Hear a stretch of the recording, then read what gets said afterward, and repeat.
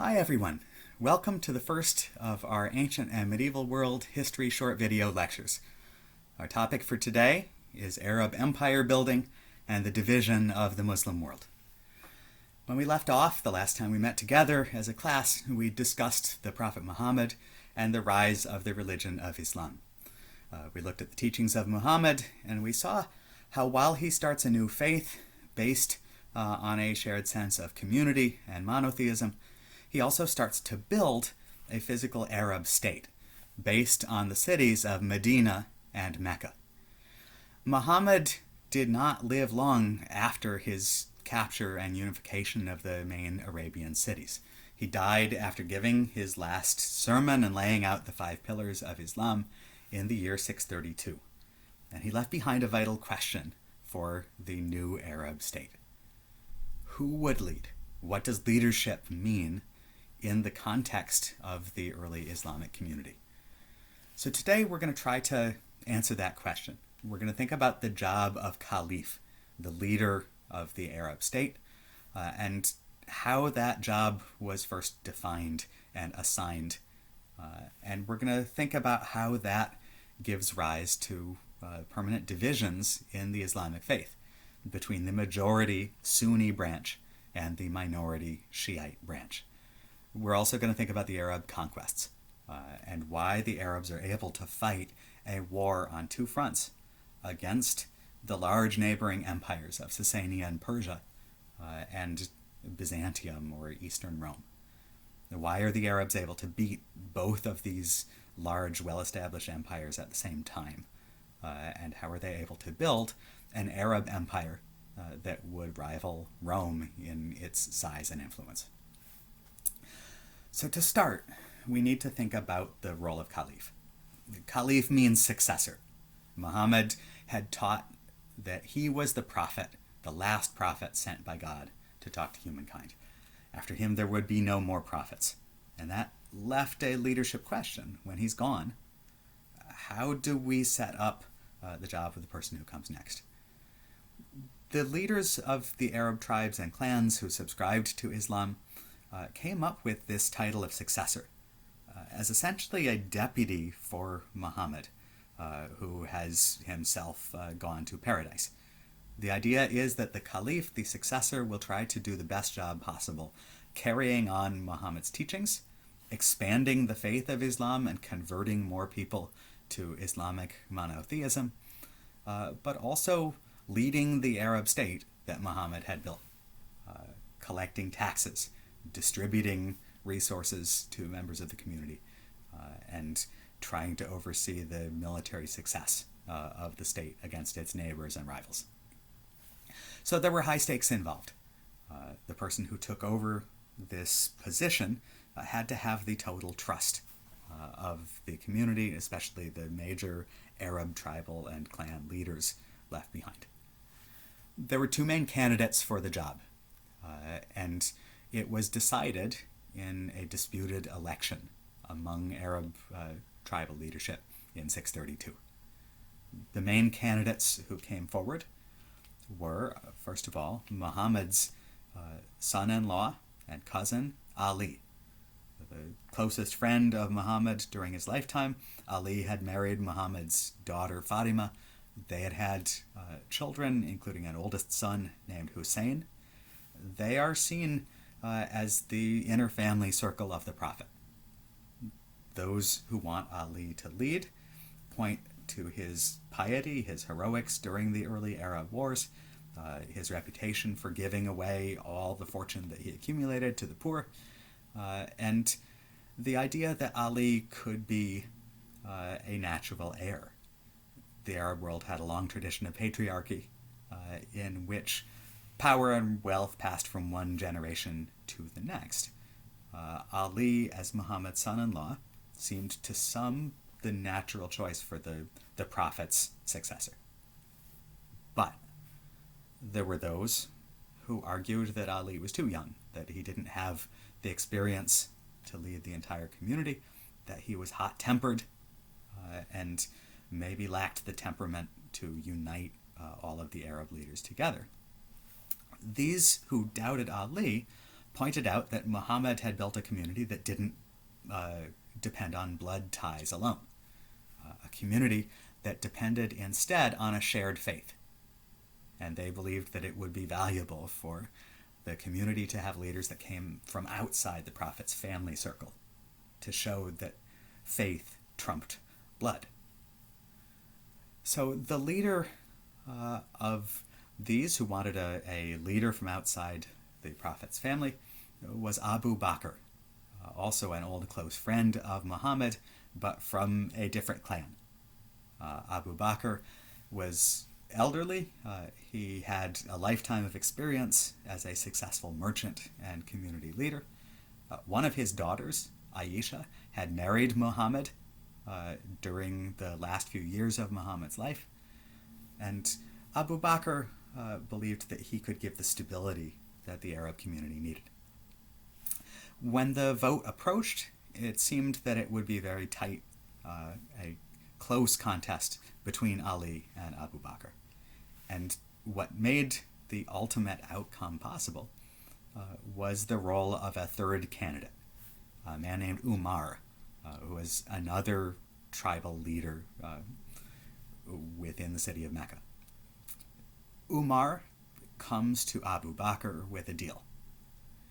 He offers to swing all of his followers' votes in favor of Abu Bakr as caliph if Umar gets to be named Abu Bakr's successor, the man in line for the caliph job when Abu Bakr dies. The idea is that they are going to push Ali to the side. And immediately before the vote, some Arab sources claim that Umar and Abu Bakr send warriors that confine Ali in his house, putting him under house arrest and preventing him from playing a direct role in gathering support. As a result, Abu Bakr is chosen the caliph of the Arab world. He's elderly, he dies within 2 years, and Umar becomes the second caliph. These two men oversee the key opening phase of the Arab conquests, while Ali goes into a semi-retirement in the city of Medina for the next several years. Ali does not speak openly against the caliphs. Those who follow the Sunni Muslim tradition believe that Ali accepted the legitimacy of this leadership. But those who follow the Shiite faction, those who follow what started as the faction of Ali, they believe that he was cheated, that he was arrested and forcibly sidelined, and that he was prevented from speaking out as he would have wished. So this division starts at the very beginning of Arab expansion. It's put on hold. It doesn't result in immediate civil war, but it's simmering there under the surface as Arab armies set out in 634 and the following years to confront the Persians in the northeast and the Byzantines in the northwest. The Arab conquests are a dramatic story in world military history. The Arabs are outnumbered. They're fighting 2 wars simultaneously against 2 powerful opponents. The Arab armies are the underdogs in this conflict, yet they win victory after victory. After a few initial skirmishes in which they take heavy casualties, the Arabs figure out how to outmaneuver both the Persian and the Byzantine armies, and they inflict crushing defeats on both of them in the year 636. In the northeast, Arab armies invade the Tigris and Euphrates valleys of Mesopotamia. An enormous Persian army marches down to stop them, but the Arabs destroy the Persian army and kill its general at the Battle of Qadisiyah in 636. This gives them control of what is now Iraq. By the 640s, they exploit this advantage. They push east into the mountains of Iran or Persia proper, and ultimately by 642, the last king of Sasanian Persia is hunted down and killed. The remnants of the Sasanian royal family flee east, where they become political refugees in China. And the Arab conquerors begin to bring Islam to the Persian world. At the same time, in the northwest, Arab armies confront Byzantine Christian forces that are trying to hold the Levant, the old eastern frontier of the Roman Empire. Again, the decisive battle is fought in the year 636. An Arab general named Khalid ibn al-Walid, one of the most brilliant of Muhammad's military commanders, managed to outmaneuver the Byzantine army and trap it with its back to a gorge at a place called the Yarmouk River, near the modern-day Golan Heights. The Byzantine army is trapped and slaughtered, and as a result of this smashing victory at the river Yarmouk, the Arab forces are able to capture the city of Jerusalem, the great holy city of Christianity, but also one that is sacred to the early Islamic faith due to their incorporation of many early Christian and Jewish traditions. In the aftermath of the victory here, Byzantine forces are driven out of the Levant, and in the 640s, the Arab armies exploit their victory. They advance to the west, and they overrun and capture Egypt. Ultimately, that means that the Byzantine Empire is cut in half. It loses the Levant and Egypt, its southern half. It's now restricted to what's now Greece and Turkey, and some little patches of Italy and Mediterranean islands. The Arab conquests happen with extraordinary speed, and some of their success may be due to the strategic and tactical leadership of generals like Khalid ibn al-Walid. But they also take advantage of a number of social and strategic factors. Morale in the Arab armies is high due to the promise of salvation in paradise for anyone who dies in battle, but also due to the generous profit-sharing arrangements in which soldiers are encouraged to loot and given 80% of what they can capture from the enemy to keep and enrich themselves. The Arab armies are fast-moving. They use horses and camels to move very rapidly through oasis routes, through portions of the Arabian and Syrian deserts. And again, they make hit-and-run attacks. They emerge unexpectedly and surprise the Byzantine and Persian forces. When they actually engage in battle, they usually fight on foot. They dismount from their camels and horses. They fight with bows and spears.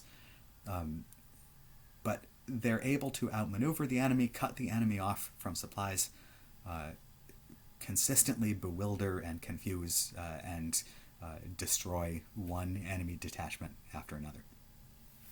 It's also been argued that the Byzantine and Persian forces are weakened from years of fighting one another. They certainly underestimate the Arabs at the beginning of this conflict, and they don't see the Arabs as a serious threat. They don't build up border defenses until it's far too late. The result of the Arab conquests is the creation of an empire, with its core in Arabia, but now including large portions of the Middle East, Iraq and Iran, the Levant, and Egypt. And as we go later into the 600s, Arab forces are going to push east into Central Asia. They're going to push west from Egypt across North Africa. Eventually, in the early 700s, in the east, they'll reach India, and in the west, they will cross the Straits of Gibraltar and enter Europe and take over the territory of Spain. This creates an enormous empire, comparable in size to the Roman Empire, and the Arab leaders have to face all of the challenges of organizing, taxing, and defending a large territory whose people speak many different languages and worship in many different faith traditions. So as the Arab leadership attempts to figure out how to organize their conquests, how to profit from their empire, they also face the resurgence of the problem of internal leadership. Abu Bakr had died in 634. Caliph Umar oversees the most successful victories in battle but then dies by assassination. A third caliph, Uthman, reigns for a few years, but then dies. And in 656, the fourth time this has happened, there's an election for the job of caliph. Ali emerges from retirement at this point and runs for the position, and he wins. Ali becomes the fourth caliph of Islam and the leader of this powerful empire. He immediately faces opposition, though, from his enemies within the Arab leadership, among them a surviving daughter of Abu Bakr, who rallies other Arab generals against Ali. And the result is most of his reign as caliph is spent in civil war. The conquerors of this giant world empire turn on each other. They fight each other. Ali wins several battles, seems to be emerging in military control, but then in 661 he is assassinated. At this point, power passes out of the hands of the Prophet's family and into the hands of military commanders who have helped lead Arab armies in the conquests. A new dynasty of caliphs begins in 661. It's called the Umayyad dynasty. It's led by an Arab general who works out of the city of Damascus in Syria and who's continuing the war against the Byzantines. The Umayyad dynasty would then run the Arab Empire for almost the next century. Under the Umayyads, there are key innovations to try to increase territorial control. The Umayyads institute metal coins, which they start to mint so their subjects can pay taxes to the new Arab Empire. They're generous in their policies toward conquered peoples, in particular the Christian and Jewish communities who make up the majority of the population in the Western territories that they conquer.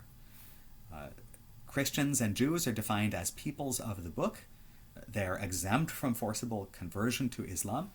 They're forced to pay a special tax to retain their religion, but otherwise cannot be drafted into the Arab military and can go about their lives under Arab protection. The Arabs are still recruiting their empire's army mainly from other tribal Arabs. And therefore, the spread of Islam itself is relatively slow. And Christians, in particular, remain the majority in most of the Arabs' western territories. They divide the empire into provinces, like the Roman had been, like the Persian Empire long before. Each region gets a provincial governor who is an Arab tribal leader, most of them from the Quraysh tribe of Muhammad himself. And the Umayyads gradually build systems of messaging and communication and control across this large territory. But Ali's family regards the Umayyads as usurpers, as people who have seized Islam, who are using Islam to make themselves rich, who are not true, honorable followers of the Prophet. In the year 680, a crucial event takes place.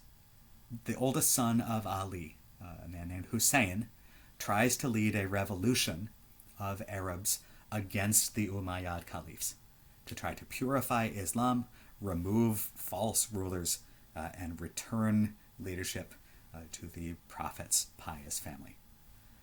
Only a few dozen followers rally to actually take up arms with Hussein. They gather at a city called Karbala in what's now Iraq.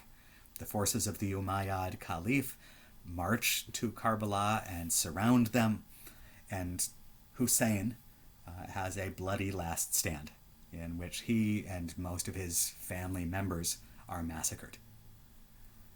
That moment, the murder of the Prophet's grandson by the forces of the Caliph makes the split in Islam permanent. From that moment on to the present day, Shiite Muslims venerate Ali and Hussein as martyrs for the true leadership and the true faith of Islam. And they regard secularizing Sunni leaders as corrupt. The followers of Sunni Islam, on the other hand, believe that the Prophet's family should not have had this monopoly on leadership, and they reject the sort of special saintly status that is granted to Ali and Hussein by Shiites.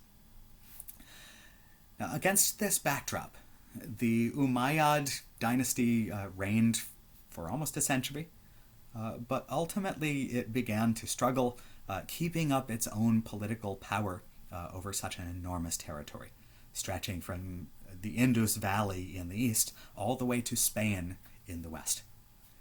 In 750, another Arab civil war broke out, and a new dynasty seized power. The Abbasid dynasty defeated the Umayyads and tried to take over the entire Arab Empire. They were unable to rule the whole. They managed to take over most of what's now the Middle East and Egypt, but they struggled in North Africa, and Spain was simply too far away for this new faction to take over. This began the gradual political fragmentation of the Muslim world into separate competing kingdoms, several of which had competing claims to the title of Caliph. A member of the Umayyad family survived in Spain and claimed to be the Caliph there, but a member of the Abbasid family in a brand new capital city called Baghdad in Iraq tried to claim to lead the entire Muslim world. The Abbasids had a century of economic and cultural success in Baghdad in the later 700s and the 800s CE. They oversaw a flourishing of the arts, of Islamic literature and law, and an increase in international trade as the wars of conquest slowed and economic exchange expanded. However, in the long run, the Abbasids, while overseeing a wealthy empire, could not bring unity to the entire Muslim world. The Abbasids, like the Umayyads, are Sunni Muslims, but increasingly in parts of the surrounding world, including parts of what's now Turkey, Iran, and Egypt, there are Arab families that have loyalty to the memory of Ali and Hussein. And gradually, by the time of the 900s, you start to see the Abbasid empire breaking down and the Middle East splitting into separate competing Muslim kingdoms. Several new states emerge in Persia and begin to show sympathy with Shiite Muslim minorities. And in the 900s, an Arab family seized control of Egypt, building the new capital at Cairo, and they actually proclaimed themselves Shiite caliphs following the tradition of Ali, carrying on the traditions of the Prophet from a Shiite perspective. The ultimate outcome is that the Arab Empire does not last nearly as long as the Roman Empire had. And ultimately, it will be fragmented, it will be riven by internal competition, while various caliphs attempt to show off their legitimacy by fighting on against the remaining part of the Byzantine Empire, which itself fights on to try to defend its vision of Christianity. Ultimately, the Muslim powers will be bitterly engaged with each other in internal warfare, and that will help to lay the foundations for the cataclysmic violence of the Crusades.